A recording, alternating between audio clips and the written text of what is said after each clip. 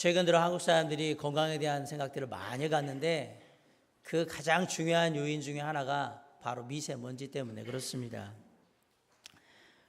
작년부터인가 미세먼지 그러더니 이제는 이제 미세먼지 때문에 사람이 거의 다 죽을 것 같은 생각으로 막 공포심에 몰아놓고 그러고 요즘은 심심치 않게 그냥 다니는데 마스크를 하고 다니는 사람들을 심심치 않게 보는데 안타까운 소식은 우리나라에서 가장 공기 질이 안 좋은 데가 서울인데 서울에 1,000만이 살고요. 그 다음에 두 번째로 안 좋은 데가 인천인데 인천에 300만이 삽니다. 여러분은 두 번째로 선택되셨습니다. 미세먼지의 이 원인에 대해서는 많은 얘기들을 합니다. 중국에서 황사가 불어와서 그랬다. 중국에 있는 산업 먼지들이 와서 그렇다. 그런데 중요한 거는 중국에서 바람이 한국 쪽으로 안 불 때는 왜 미세먼지가 나냔 말이에요. 그럼 원인이 그게 아니라는 걸 알게 되겠죠. 중국의 원인이 없는 게 아니라 이게 전부는 아니라는 사실이에요. 아마도 그래서 국내에서는 그 원인을 찾을 때에 산업 먼지와 함께 화석 연료, 석탄을 쓰는 화력 발전소가 우리나라에 너무 많아서 그 먼지들 때문에 그러지 않을까라는 얘기도 하고요. 또 하나는 경유차는 차량에서 나오는 그 연기들, 그것들이 미세먼지의 원인이라고도 얘기를 하고 많은 얘기를 합니다. 한때는 얼토당토하게 환경부에서 고등어가 미세먼지의 원인이라는 말 같지도 않은 얘기를 해가지고 국민들이 고등어를 안 먹는 바람에 수산물 시장이 타격을 받은 그거는 전형적인 공무원들의 탁상 공론이고 앞으로도 향후에 이 부분에 대해서는 몇 년에 걸쳐서 어디서 발생을 해서 어떻게 이것들이 번져나가는지 잘 확인해야 될 필요가 있는데 왜 그런 미세먼지 그러느냐. 그냥 일반 먼지들은 우리가 그냥 코털이나 입안에서 이렇게 기도 속에서 다 웬만하면 걸러지는데 이 미세먼지는 그걸 통과해 가지고 우리의 폐 깊숙이 들어가서 우리가 폐에 어떠한 질병을 유발할 가능성이 높고 심지어는 폐암까지도 갈 수 있는 그런 상황이 되고 호흡기 쪽의 질환으로 인하여서 많은 사람들이 사망하게 하기 때문에 위험하다 이 얘기를 하고 있는 거죠. 그래서 이제 많은 분들이 마스크를 쓰시는데 아쉽게도 일반 마스크를 쓰셔서는 미세먼지를 막는 게 저희 효과가 없고요. 황사용, 그러니까 미세먼지용 마스크를 쓰셔야 합니다. 그런데 이 미세먼지용 마스크는 한 개 인터넷에서 아무리 싸게 해도 1,000원 이상을 할 거예요. 한 달에 만약에 30일을 쓴다 그러면 3만 원에 들을 써야 되는데 4인 가족 그러면 4, 3, 12, 한 10만 원 이상의 돈을 써야 됩니다. 그런데 1년에 쓰면 어떻게 되냐? 한 80만 원에서 100만 원 정도의 돈을 이 마스크를 싸는 데 사용해야 합니다. 근데 생각해 보면 우리는 얼마 전까지 이 마스크가 별로 필요하지 않았습니다. 근데 이제는 막 그것들을 사다 놓고 막 쓰고 있어요. 그리고 또 하나 미세먼지 마스크는 일회용이라서 한 번만 써야 되지 이거 빨아 쓰거나 그럴 수 있는 게 아니에요. 효능이 떨어지기 때문에 그렇게 할 수가 없어요. 그러면 사람들이 이제 오래 살겠다고 건강을 지키겠다고 이 미세먼지 마스크 같은 걸 막 쓰는데 그럼 왜 그러냐? 결국은 오래 살고 싶은 거잖아요. 건강하고 싶은 거잖아요. 바꿔 얘기하면 이것들이 우리에게 있어서 건강에 큰 해를 입히는 그런 원인이 된다는 것에 대한 생각이 있기 때문에 이런 부분에 신경을 쓰고 애만한 돈을 쓰지도 않았던 돈을 100만 원씩 쓰면서까지 마스크를 쓰고 이렇게 하긴 해요. 저는 지금 가나 좀 늦게 가나 별다른 상관이 없다고 생각하기 때문에 그리고 그거 살만한 돈도 집에 없어서 저는 마스크를 안 써요. 근데 있으신 분들은 쓰셔도 상관은 없어요. 쓰는 게 잘못됐다는 얘기를 드리기를 원하는 게 아니고요. 건강을 생각하는 그러한 마음들이 그만큼 큰데 놀랍게도 그 건강을 위해서는 몇 가지 해야 할 일들이 있습니다. 많은 분들이 주장하는 건데 건강을 위해서는 미세먼지보다 더 중요한 게 꾸준한 운동을 해서 폐에 그런 것들을 다 걸러낼 수 있는 힘을 키우면 되거든요. 아울러 충분한 수면을 통해서 면역력을 확보를 해야 되고 충분한 수분 섭취를 위해서 우리의 몸에 혈액이나 모든 수분이 원활하게 돌아갈 수 있도록 해줘야 되고 하루 세 개 꼬박꼬박 식사하셔서 웬만하면 병에 안 걸리시는 게 좋고요. 규칙적인 생활을 하시면 병에 걸리지를 잘 안 걸립니다. 아울러 아주 중요한 일이 있는데요. 긍정적인 생각을 하셔야 병에 잘 안 걸립니다. 걱정하시면 걸립니다. 걱정하시면 걸립니다. 신앙생활도 마찬가지입니다. 우리가 건강한 신앙생활을 하는 것이 우리의 영적인 목표이기도 한데 건강한 신앙생활을 하기 위해서는 두 가지 꼭 필요한 것이 있습니다. 첫째는 영의 양식이 되는 말씀이고요. 둘째는 우리의 영의 호흡이 되는 기도입니다. 이 두 가지 말씀과 기도가 균형 잡힌 모습으로 우리의 삶 가운데, 신앙 가운데 함께해야만 우리가 건강한 신앙생활을 할 수 있다라고 얘기를 합니다. 우리의 하루하루의 신앙생활의 상태를 유지시켜주는 것이 말씀이라면 우리의 전반적인 신앙의 건강을 유지시켜주는 건 뭐냐? 그건 기도입니다. 그렇기 때문에 건강한 신앙생활을 하기 위해서는 성경 말씀이 가르치는 건강한 기도를 하는 거죠. 그러면 우리는 건강한 신앙생활을 할 수 있다는 얘기예요. 한국교회는 세계적으로 그 유례가 없는 기도에 정말 열심인 교회입니다. 세계 어느 곳에도 하지 않는 새벽 기도를 하고 철야 기도를 하고 금식 기도를 하고 조찬 기도를 하고, 세계에도 우리나라만큼 기도원이 많은 나라는 없습니다. 정말 감사한 일이죠. 기도를 많이 한다는 것은. 그런데 묻고 싶습니다. 정말 우리의 기도는 건강하냐라는 거. 건강한 신앙생활 가운데 기도를 하고 있느냐라는 거죠. 우리의 영혼의 기도가 정말 힘차게 우리에게 호흡이 되어서 그 기도를 통해서 힘을 얻고 우리가 활력을 얻고 있는가라고 묻고 싶습니다. 과연 우리가 드리는 기도는 성경이 말하는 올바르고 건강한 기도가 맞을까? 이제는 한 번쯤 진지하게 고민을 해야 될 때가 온 것 같습니다. 왜냐하면 오염된 공기 미세먼지가 우리의 건강을 해치듯이 올바르지 않은 기도가 우리의 건강을 해칠 것이기 때문에 그렇습니다. 우리 신앙이 올바르지 않은 기도로 병들 수 있다는 건 여러분 생각해 보셨습니까? 얼마나 오래 열심히 기도하느냐가 우리는 중요하다고 생각을 하지만 공교롭게도 성경은 누구에게 무엇을 어떻게 기도하느냐가 더 중요하다고 얘기를 합니다. 기도는 내가 바라는 것을 하나님을 통해서 이루는 수단, 통로가 아니고 하나님께서 계획하신 것, 원하시는 것을 나를 통해서 이루도록 하는 통로인 것입니다. 다시 말씀드리지만 기도는 사람의 수단이 아니라 하나님의 수단이라는 사실이에요. 좀 더 구체적으로 말씀드리면 기도의 주체는 기도하는 사람이 아니고 기도를 받으시는 하나님이 주체라는 사실입니다. 그러니까 기도에 대한 모든 응답과 그 모든 과정은 하나님이 알아서 하시는 거란 얘기예요. 내가 원하는 대로 하는 게 아니고. 슬슬 설교에 대한 반응이 좋아지지 않는다는 걸 느끼기 시작합니다. 이 얘기가 제 농담이길 간절히 바랍니다. 이건 아닌데, 내가 듣고자 했던 기도에 대한 설교는 이게 아닌데, 어떻게 하면 성경이 말하는 올바른 기도, 건강한 기도를 할 수 있을까요? 어떻게 하면 내가 드리는 기도에 하나님이 기뻐하시며 그 기도 가운데 역사하시는 하나님을 경험할 수 있을까요? 오늘 본문에 나오는 사도들을 통해서 우리는 세 가지 기도의 모습을 보게 되는데, 첫 번째, 시험 가운데 있음에도 불구하고 하나님의 뜻을 구하는 기도를 하라고 얘기를 합니다. 오늘 본문 21절에 보면 이게 사도들이 관원들에게 위협을 받았어요. 아마도 사도들에게 가서 너희가 예수 그리스도에 대해서 앞으로 더 얘기하면 앞으로 재미없으니까 조심해, 알아서 해, 이렇게 위협을 한 것 같아요. 협박을 하라고. 이런 위협을 받고 난 다음에 사도들이 뭘 했느냐? 23절에 보니까 그 동료들에게 가서, 형제자매들한테 가서 그 있던 모든 일들을 다 얘기를 한 거예요. 그리고 24절에 뭘 했냐? 함께 한 마음으로 하나님께 기도합니다. 그런데 그 이후에, 이 기도한 이후에도 이러한 세상에 있는 관원들, 다른 사람들의 핍박과 시련은 없어지지 않았습니다. 열심히 한 마음으로 최선을 다해서 하나님께 기도했는데 시련과 핍박과 환난은 없어지지 않았다라는 사실이에요. 사랑하는 성도 여러분, 여러분은 무엇을 기대하며 기도하십니까? 가족들의 핍박이 사라지기를 기도하십니까? 인생에 어려움이 없기를 기도하십니까? 내가 기도했더니 가족들의 핍박이 사라지고 인생에 어려움이 없어지고, 내가 기도했더니 고쳐지지 않았던 병이 낫고, 내가 기도했더니 못된 남편과 늘 사고만 치고 속썩이던 자녀가 변화되었다. 내가 기도했더니 놀랍게도 하나님이 축복하셔서 돈을 많이 벌었다. 이런 게 우리가 늘상 듣는 기도의 간증 아닙니까?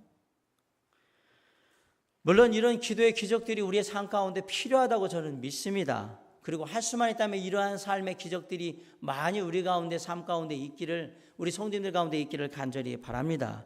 그러므로 하나님이 살아계시구나라는 것을 여러분이 많이 느낄 수 있기를, 누릴 수 있기를 간절히 바랍니다. 그런데 중요한 것은 이런 기도의 내용이 우리의 기도의 전부라면, 우리가 생각하는 기도, 우리가 하는 기도는 내가 원하는 것을 하나님을 통해서 이루는 것 이외에 아무 의미가 없다 이 얘기예요. 그렇잖아요. 내가 원하는 것만 이루면 되는 것이 기도라고 생각할 거 아닙니까? 기도하는 사람, 내가 만약에 기도한다면 기도하는 사람의 입장에서 가장 능력 있는 기도는 어떤 기도인가? 내가 원하는 걸 이루어주는 기도가 가장 능력 있는 기도예요. 돈 벌게 해주고, 좋은 직장 가게 해주고, 자녀 성공하게 해주고, 좋은 집 갖게 해주고, 좋은 차 사게 하고, 돈 많이 벌게 해주고, 건강 오래돼서 오랫동안 잘 먹고 잘 살게 해주고. 기도하는 사람 입장에서 가장 능력 있는 기도는 내가 원하는 이런 상황들을 다 들어주는 기도예요. 그런데 놀라운 것은 이런 기도가 조금이라도 늦거나 잘 안 이루어지는 것 같으면 금세 좌절하고 불평합니다. 아, 하나님은 역시 내 기도를 안 들어. 하나님이 나를 사랑하지 않으신 것 같아. 하나님, 왜 내 기도만 안 들어주시는 거죠?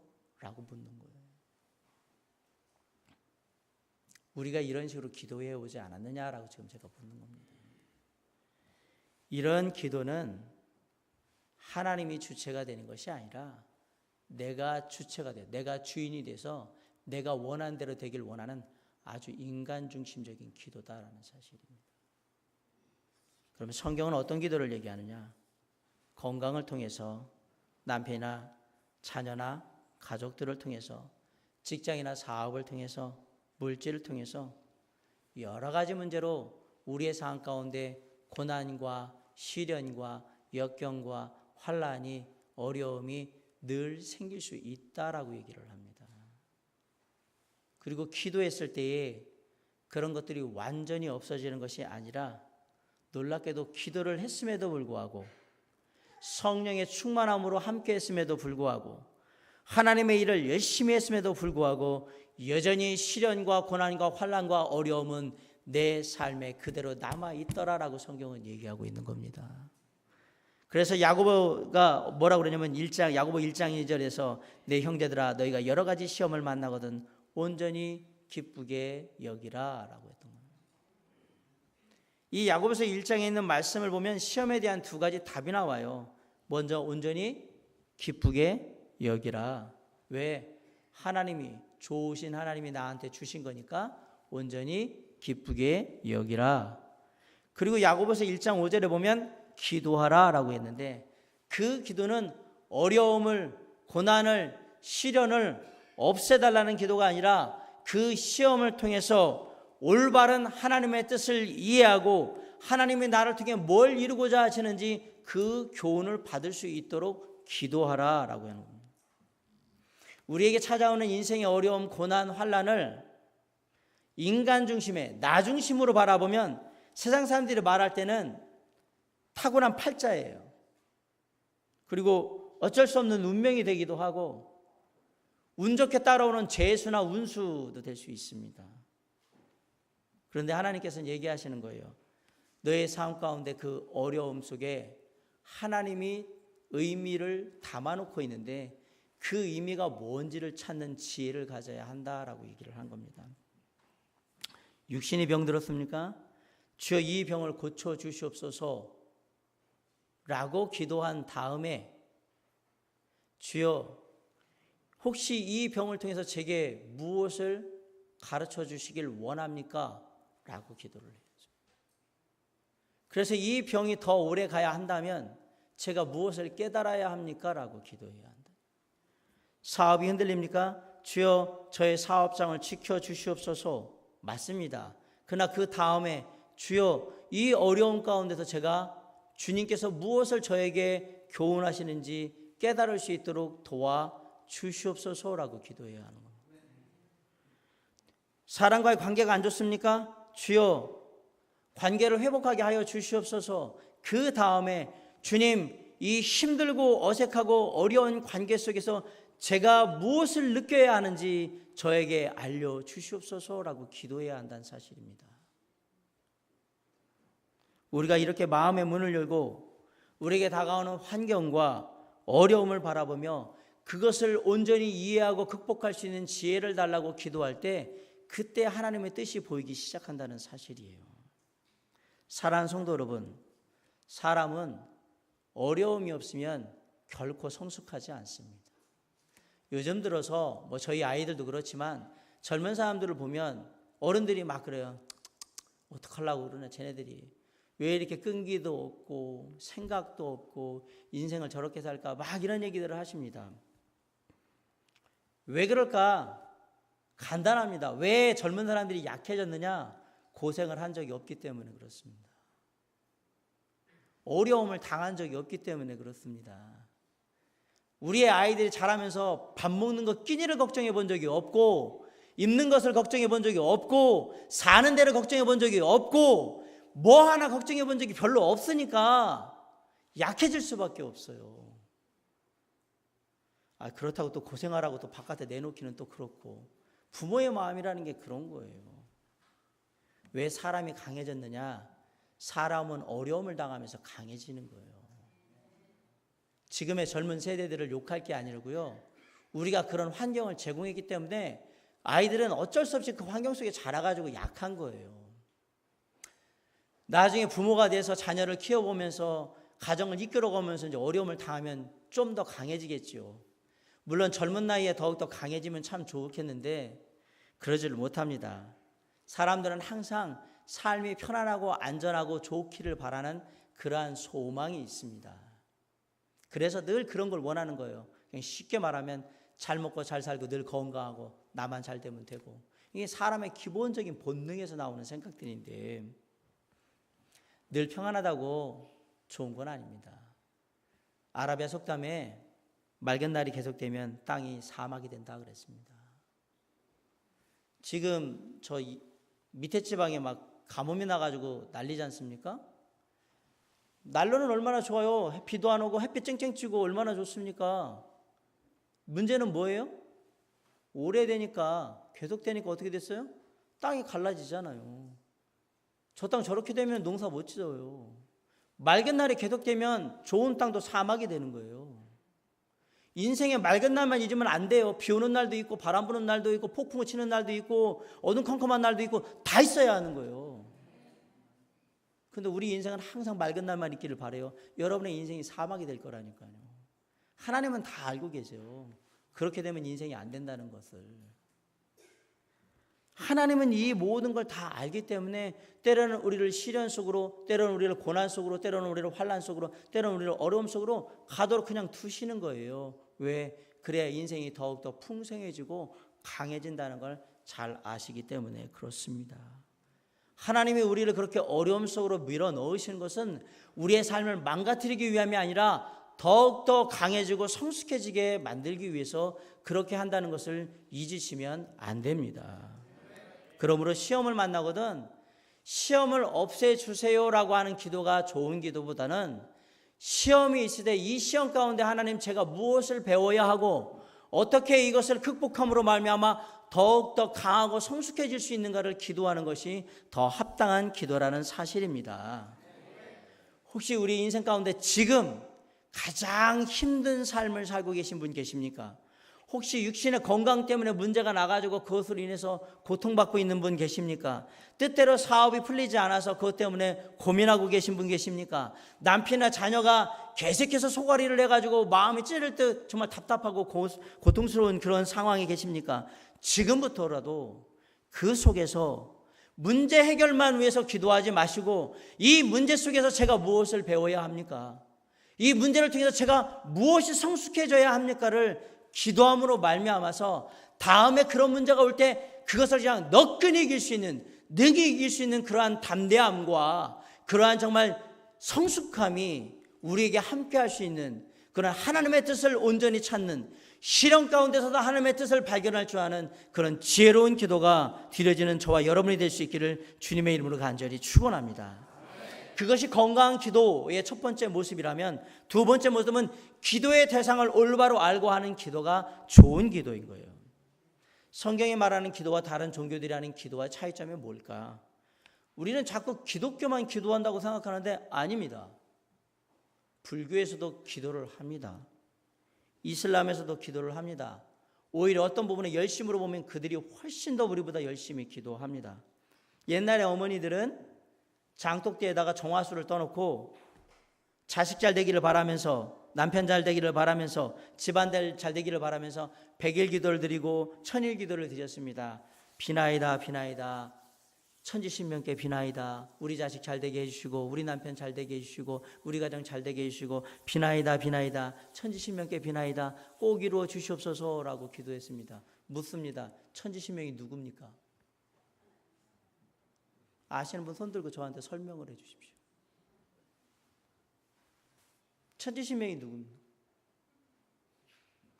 그런 건 중요하지 않아. 그냥. 그러면 할머니들께 만약에 그렇게 물으면, 천지신명이 뭐가 중요해? 열심히만 기도하면 되지. 정성이 중요하지 누구에게 비느냐는 별로 중요하지 않았던 거예요. 다른 종교의 기도는 여기에 차이점이 있어요. 그들은 누구한테 기도하느냐는 별로 중요하지 않다고 생각해요. 뭐만 하면 돼요? 열심히 정성 들여 기도하면 돼요. 내가 열심을 다 하느냐 안 하느냐가 중요해요. 성경의 기도는 다릅니다. 물론 성경의 기도도 열심히 하라고 합니다. 그러나 가장 중요한 것은 누구에게 기도하느냐예요. 누구에게. 어떤 분들은 새벽 기도를 갈까, 아니면 낮에 가서 기도할까, 밤에 가서 기도할까, 그걸 갖고 고민을 해요.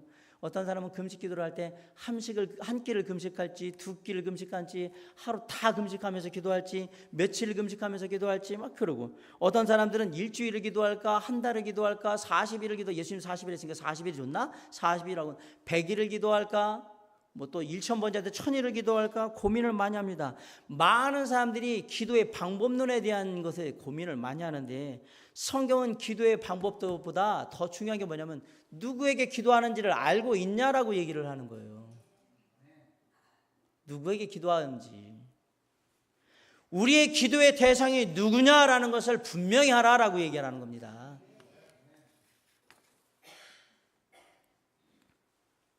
우리 남자분들은 군대를 갔다 오시니까 알 거예요.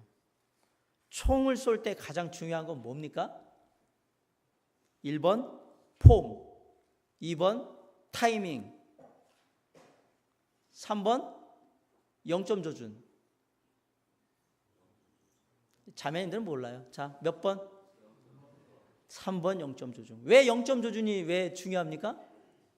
0점 조준이 잘못되면 타겟이 안 맞아요. 근데 우리는 뭐냐면 총 쏘는데 서서 쏘냐, 앉아서 쏘냐, 누워서 쏘냐, 그거 중요하지 않아요. 언제 쏘냐? 마음대로 쏘세요. 중요한 건 잘못된 관역을 맞추면 사람이 죽어요. 실전에서는 정확하게 적만 죽여야죠. 대상이 정확해야 되는 거예요. 기도도 마찬가지예요. 열심히만 하면 된다고요? 아닙니다. 새벽에 해도 괜찮고요, 낮에 해도 괜찮고, 밤에 기도해도 괜찮고, 금식하며 기도해도 괜찮고, 금식 안 하고 기도해도 괜찮습니다. 물론 예수님께서도 금식 기도하셨고, 철야 기도하셨고, 새벽 기도하셨어요. 그러나 더 중요한 건 내가 지금 누구에게 기도하고 있느냐가 제일 중요하다는 사실입니다. 누구에게 기도하고 있느냐. 본문에 놀랍게도 사도들이 관원들한테 위협을, 협박을 받았을 때 그들에게 정말 어려운, 이제 잡혀가면 어떻게 될지 모르는 그런 상황 가운데 있음에도 불구하고 누구에게 기도하고 있느냐? 하나님께 기도하는데, 이 사도들이 찾은 하나님이 어떤 하나님이냐? 잘 보니까 창조주 하나님이었어요. 24절에 보여요. 그들이 듣고 한 마음으로 하나님께 소리를 높여 이르되 뭐라고 했습니까? 대주제여, 천지와 바다와 그 가운데 만물을 지으신 이시오 그랬잖아요. 첫 번째 찾은 하나님이 무슨 하나님이면, 우리가 기도하는 하나님, 내가 기도하는 그 기도를 들으신 하나님은 창조주 하나님이십니다 라고 했습니다. 내 기도를 들으신 분이 창조주 하나님이라는 것만 분명히 알아도 우리의 기도의 질이 달라집니다. 왜? 하나님이 나를 만드셨습니다. 자, 여기 컵을 가지고 있어요. 이 컵을 만든 사람이 있겠죠. 컵을 왜 만들었을까요?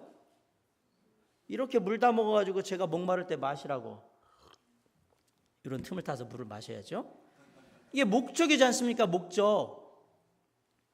모든 만들어진 것들에는 그 만든 사람의 목적, 의도가 있단 말이에요. 자, 바꿔 얘기합니다. 하나님이 나를 만드셨습니다. 창조하셨습니다.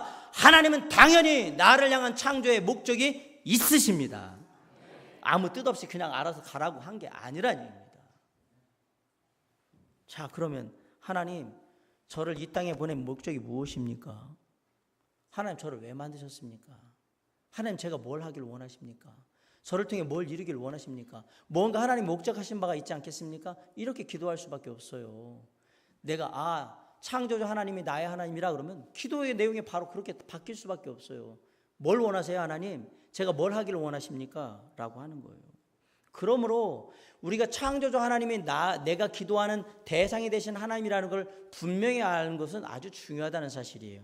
또한 사도들이 찾은 하나님은 계시의 하나님이었어요. 25절로 26절을 한번 보면 또 주의 종 우리 조상 다윗의 입을 통하여 성령으로 말씀하시기를 어찌하여 열방이 분노하며 족속들이 허사를 경영하였는고 세상의 고난들이 나서며 관례들이 함께 모여 주와 그의 그리스도를 대적하도다 하신 이로소이다 라고 했어요. 계시의 하나님이 무슨 뜻이냐? 하나님은 당신을 알려주신다, 보여주신다 이 뜻이에요. 어떤 하나님이신지. 대부분의 사람들은 자기가 모르는 하나님에 의해서 기도를 해요. 자기가 모르는 대상에 대해서. 뭐 어디는 갓바위에 기도를 하질 않나, 큰 소나무에 기도를 하질 않나.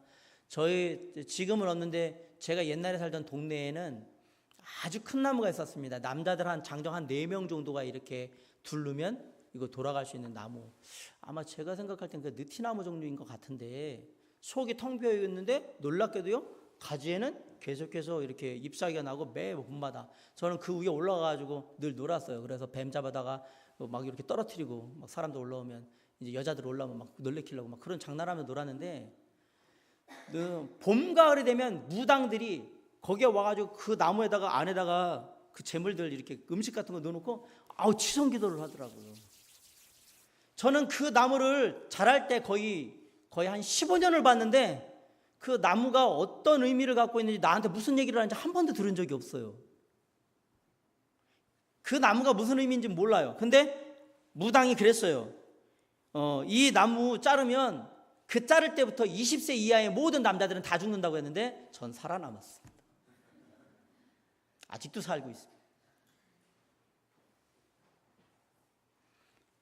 저 나무가 뭔지 모르고 그냥 뭐 나무에 영험한 힘이 있네, 바위에 영험한 힘이 있네, 뭐에 영험한 힘이 있네, 그러고 막 그러는데 그래서 또 우리가 또 계곡에 가면 항상 이렇게 탑을 쌓지 않습니까? 돌로? 예. 참 그거 놓으면서 끝까지 쌓으면 또 소원이 들어진다고 그거 안 떨어뜨리려고 막 이러고 있죠. 그걸 또 크리스찬들이 또 그걸 하고 있어요. 또 참나 답답합니다. 죄송하지만 저는 그런 거 많이 살짝 무너뜨렸습니다. 제발 그런 거 의지하지 말라고. 왜? 아무리 세상의 사람들이 무지하다 할지라도 그런 미물에 자꾸 의지하도록 만들어서는 안 되겠다 생각해서 했지 다른 의도는 없습니다. 우리 하나님은요 모르는 신이 아니에요. 아테네에 가면 알지 못하는 신에게 기도한 사람들이 있었어요. 그 똑똑한 사람들이. 그런데 우리 은혜의 하나님은 자신이 어떤 분인지 보여줘요. 여러분 우리가 자연에 가도 하나님을 알 수가 있어요. 산에 가거나 바다에 가거나 하늘을 보거나 꽃을 보거나 여러 가지 자연 만물을 보면 동물도 보고 막 그러면 와 하나님 어떻게 이렇게 해놓으셨지? 라고 생각할 때가 참 많아요. 이런 자연을 보면서 참 하나님에 대해서 느끼는데 그렇다고 자연을 보고 하나님을 다 알 수 있느냐? 다 알 수 없습니다. 하나님께서 하나님에 대한 모든 것들을 다 알려주시기 위해서 특별히 또 다른 하나를 사용하셨는데 그게 바로 성경 말씀입니다. 하나님께서 이 땅에 살면서 우리가 어떻게 살아야 되는지 행동은 어떻게 하고 말은 어떻게 하고 부부 사이는 어떤 관계해야 되고 자녀 양육은 어떻게 해야 되고 직장 생활에서 사람들 만날 때는 어떻게 하고 친구들과는 어떻게 하고 이웃 사람들과는 어떻게 해야 되고 대인관계는 어떻게 해야 되며 돈은 어떻게 생각해야 되는지 일에 대한 우리의 태도는 어때야 되는지 건강을 위해서는 뭘 해야 하는지 다 구체적으로 성경에 말씀해 주고 계세요. 우리 하나님은 다 보여주시는 하나님이에요. 그러니까 사도들이 기도할 때 하나님은 우리에게 모든 걸 알려주시는 하나님이니까 알려주십시오라고 그 하나님을 찾았던 겁니다. 또한 사도들이 기도하면서 찾았던 하나님은 어떤 하나님이냐? 역사의 주인이신 하나님이에요. 27절로 28절에 보면 과연 헤롯과 본디오 빌라도는 이방인과 이스라엘 백성과 합사하여 하나님께서 기름 부으신 거룩한 종 예수를 거슬러 하나님의 권능과 뜻대로 이루려고 예정하신 것을 행하려고 이 성에 모였나이다 그랬어요. 사람들은 얘기할 때 본디오 빌라도가 예수님을 십자가에 못 박았다고 말씀합니다. 그러나 사도들은 그것은 하나님이 정하신 바라고 말씀합니다. 바꿔 얘기하면 하나님께서 예수님이 십자가에 못 박혀 죽으실 것을 정하셨기 때문에 본디오 빌라도가 예수님을 십자가에 못 박을 수 있었던 것이지, 본디오 빌라도가 어떻게 감히 하나님을 못 박을 수 있냔 말이에요. 안 된다는 얘기예요. 그 모든 계획은 하나님 아버지로부터 나온 것이며 그 모든 역사는 하나님의 계획 가운데 이루어진 일들이다라는 얘기를 드리는 거예요. 자, 사도들이 믿는 하나님은 역사를 주관하시는 하나님입니다. 세상의 모든 역사를 주관하시는 하나님이 바로 우리의 인생, 나의 인생을 주관하시는 하나님이라고 믿는다면 우리의 기도가 바뀌지 않겠습니까? 이 사실을 분명히 믿는다면 우리의 기도는 중언부언하지 않을 겁니다. 왜? 기도를 한 것이 하나님의 뜻에 합당하다면 하나님의 때에 알아서 역사적으로 그냥 시간의 흐름대로 갈 거기 때문에 그래요. 더 할 필요가 없어요. 또 하고 할 필요가 없어요. 이것이 하나님의 계획 가운데 있는 일이라면 반드시 응답받게 되어 있습니다. 그것이 우리에게 역사를 주관하는, 우리 인생을 주관하시는 하나님의 뜻이기 때문에 그렇습니다. 그런데 많은 그리스도인들이 하나님께서 내 삶을 주관하시는 주인, 역사의 주인, 인생의 주관자라고 믿고 있으면서 불구하고 지금도 걱정하고 염려하고 근심하면서 슬근슬근 뒤로 가서 무당을 찾고 점쟁이를 찾고 기도원을 찾고 신문에 오늘의 운세를 펼쳐보는 거예요. 왜 그렇습니까? 내가 믿는 하나님, 나의 하나님이 모든 역사를 주관하시는, 그리고 가깝게는 내 인생을 주관하시는 하나님이라고 확신하지 못하기 때문에 그렇습니다.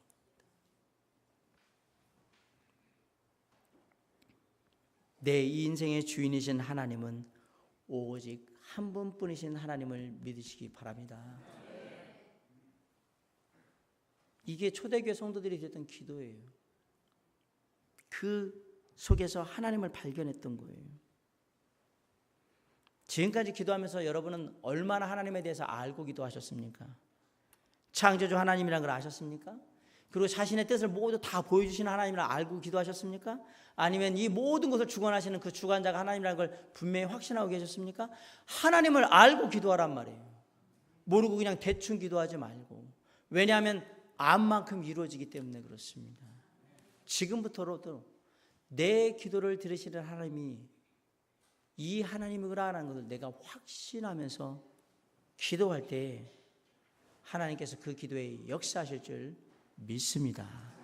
마지막으로 우리의 건강한 기도가 되기 위해서 우리가 꼭 생각해야 될 게 뭐냐?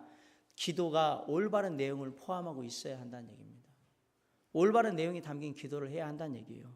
자, 29절로 30절 다 같이 한번 읽어볼까요? 자, 시작.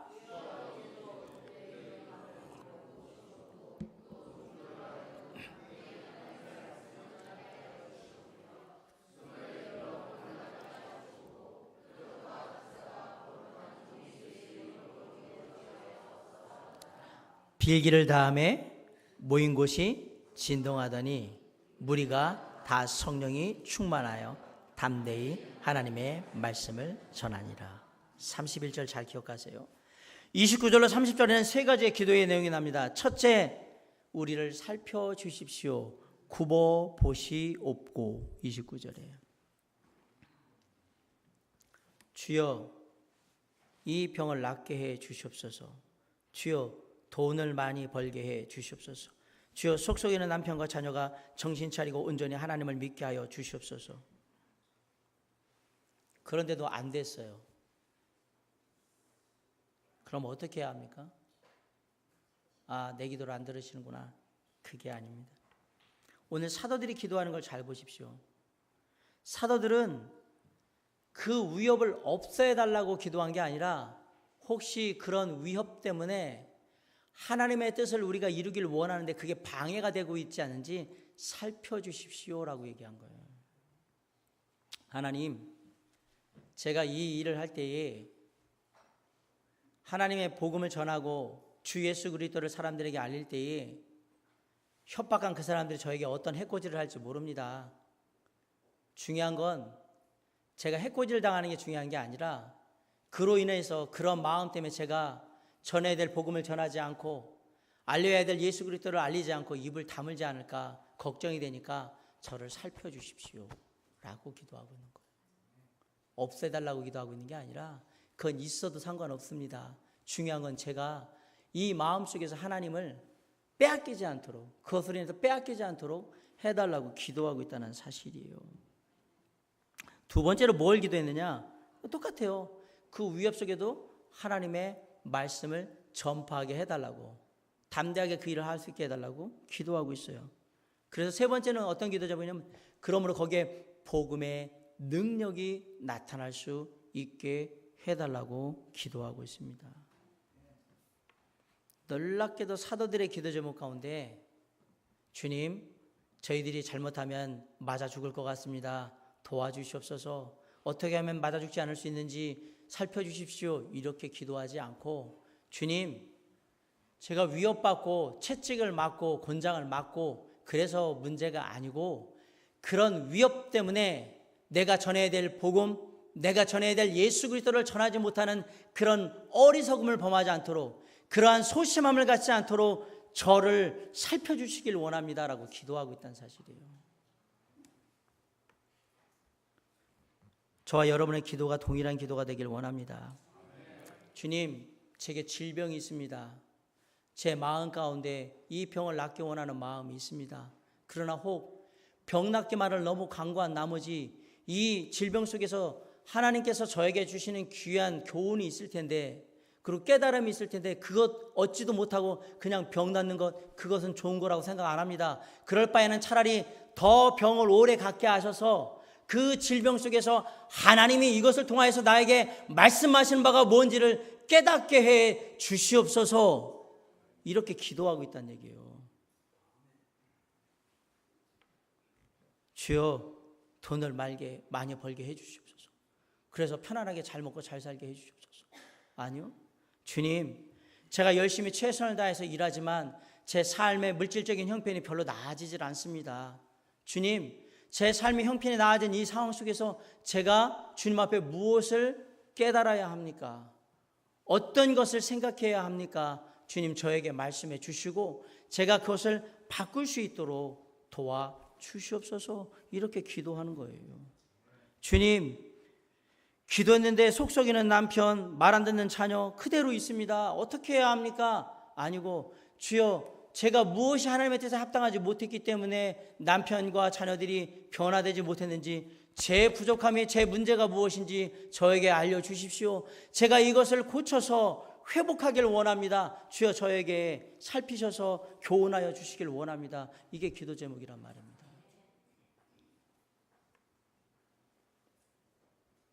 놀랍게도 사도들은 한 번도 자기 자신을 위해서 기도하지 않았습니다.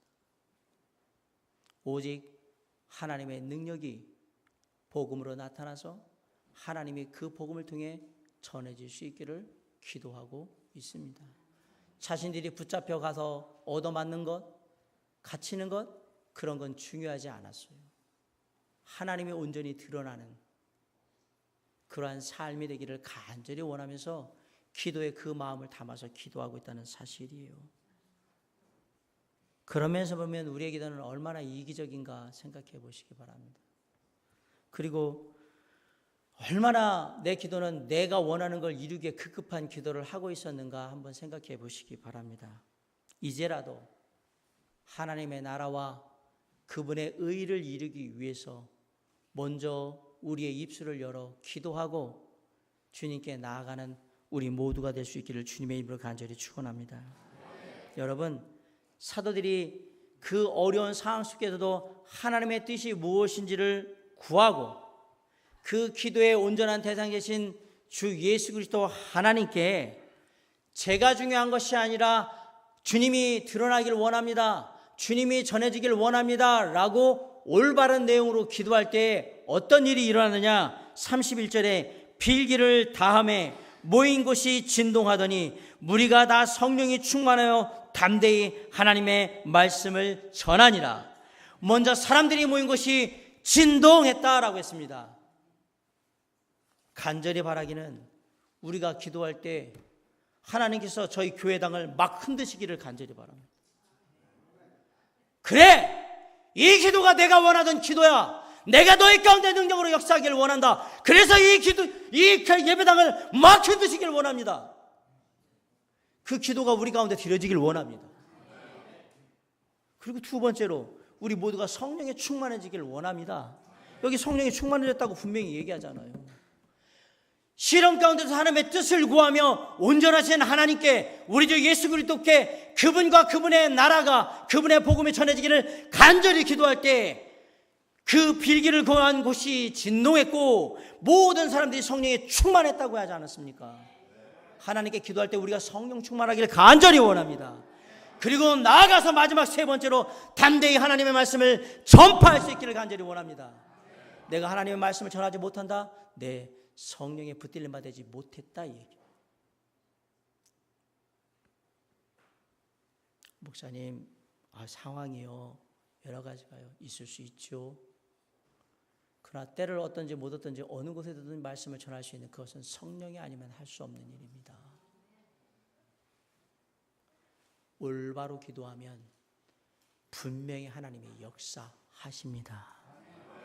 따라해보죠. 올바로 기도하면 분명히 하나님이 역사하신다. 올바로 기도하면 분명히 하나님이 역사하십니다. 믿으시기 바랍니다. 우리의 삶의 기도의 역사가 없다는 얘기는, 부족하다는 얘기는 우리의 기도가 뭔가 잘못되어 있다는 사실이에요. 우리의 기도의 내용에 뭔가 문제가 있든지, 우리의 기도의 대상을 잘 알지 못하고 기도하든지, 하나님의 뜻과 상관없이 내 것을 가지고만 기도했든지, 물론 내 것을 향해서 기도하는 그 기도에 하나님의 은혜를 베푸실 수 있습니다. 그러나 하나님의 은혜를 구하는 것도 하루 이틀이지 1년 365일 예수를 믿고 나서 지금까지 늘 하나님의 은혜로 내 것만 달라고 한다면 당신이 정상적인 그리스도인이라고 할 수 있습니까? 너희가 말씀의 초보를 배운 지가 이미 10년, 20년, 30년이 됐는데 지금도 똑같이 이기적인 기도를 드리고, 지금도 하나님이 누군지를 잘 모르고, 지금도 그분의 나라와 그분의 의를 위해서 기도할 줄 모른다면 어찌 우리가 하나님의 자녀라고 얘기할 수 있으며 어찌 우리가 예수 그리스도를 믿는다고 사람들에게 얘기할 수 있겠느냐라는 사실이에요. 부끄러움, 수치를 당할 줄 알아야죠. 사랑하는 성도 여러분, 오늘 주님이 말씀하시잖아요. 그거 다 빼고 올바로만 기도하면 역사하신다고 얘기하잖아요. 여러분, 기도의 응답받기 원하지 않습니까? 그럼 올바로 기도하십시오. 어려운 상황 가운데 하나님이 왜 이것을 나에게 허락하여 주셨을까? 하나님이 이걸 통해서 나에게 뭘 배우길 원하실까? 정말 내가 하나님을 분명히 믿고 확신하면서 그 하나님에게, 나를 만드신 하나님, 나에게 모든 것을 알려주시는 하나님, 그리고 이 모든 것을 주관하시는 하나님에게 정말 내가 그렇게 믿고 그 하나님께 기도하고 있는가? 그리고 내 기도의 내용 가운데는 이기적인 내용이 아니라 정말 먼저 하나님의 나라와 그분의 의를 위한 기도가, 내가 잘 되는 것, 내가 건강한 것, 우리 가정이 행복한 그 모든 것은 하나님의 영광을 드러내기 위한 기도의 제목이 되고 있는가? 지금 묻고 있는 것입니다. 사랑하는 성도 여러분, 기도하고 계십니까? 최근에 얼마나 기도하셨습니까? 만약에 여러분이 기도하는 것에 대해 온전히 대답하지 못하고 있다면 분명한 것은 여러분은 무능력한 삶을 살고 있다는 사실입니다. 왜? 온전히 기도하면 분명히 하나님의 능력의 역사가 있다고 제가 말씀드리지 않았습니까? 그런데 내 삶에 그러지 않다면 당신은 무능력한 삶을 살고 있는 거예요. 세상 사람들이 당신을 깔봐도, 당신을 통해서 예수 그리스도를 욕해도 할 말이 없어요. 아무 쓸모없는, 아무것도 할 수 없는 그런 무능력한 그리스도인의 삶이기 때문에 우리는 아무것도 얘기할 수 없어요. 주님이 욕을 먹고 비난을 받고 조롱을 받고 멸시 천대를 받나 한들 우리가 뭐라고 할 수 있겠습니까? 나 때문에 그렇게 된 건데. 사랑하는 성도 여러분, 우리는 올바른 기도를 하고 있는가를 생각하셔야 합니다. 올바로 기도하면 분명히 하나님이 역사하십니다. 하나님의 온전한 뜻을 그 어떤 순간에도 구하고 나의 하나님이 어떤 하나님인지 분명히 내가 확신한 가운데 그분을 위하여서 주님의 나라의 영광을 위해서 우리가 기도한다면 거기에 하나님이 역사하실 겁니다.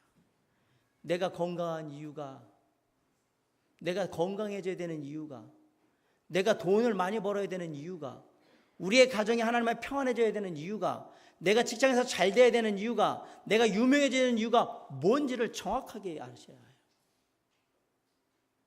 나 하나 잘 되자고 기도하는 게 아니고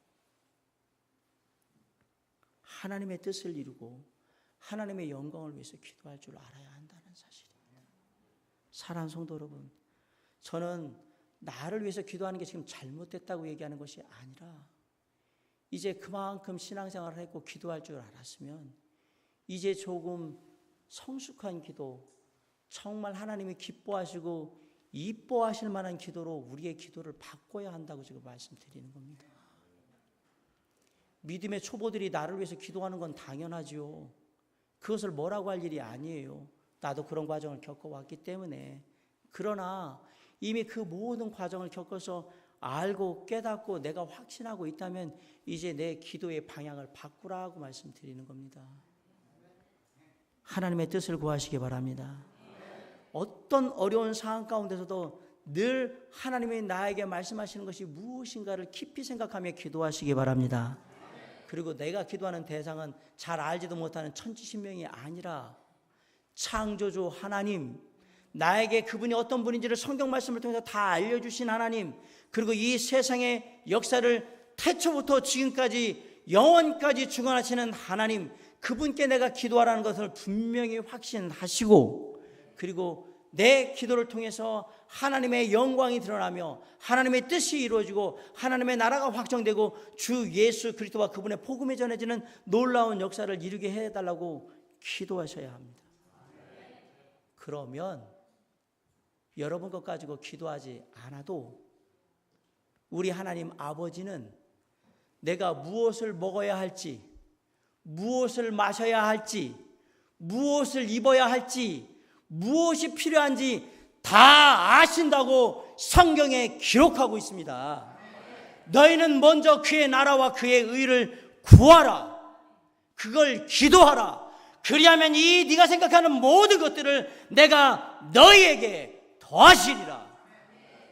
올바른 기도는 반드시 놀라운 하나님의 역사를 이루고 내 삶 가운데 놀라운 하나님의 축복을 이룬다는 걸 믿으시고 우리의 기도를 바꿔가므로 하나님께 온전히 기도를 통하여서 영광 돌리는 저와 여러분이 되시기를 간절히 바랍니다.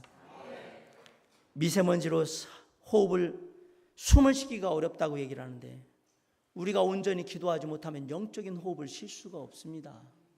이제 영적으로 제대로 좀 숨을 쉽시다. 그러기 위해서는 우리가 온전히 올바로 기도할 줄 알아야 합니다. 오늘 이 말씀을 듣고 우리의 기도의 삶이 바뀌어서 우리의 영적인 호흡이 건강하게 활기차게 힘있게 쉬어질 수 있도록 주님께서 우리의 모든 것들을 바꾸심으로 놀라운 하나님의 역사를 경험하는 저와 여러분이 될 수 있기를 주님의 이름으로 간절히 축원합니다. 기도하시겠습니다.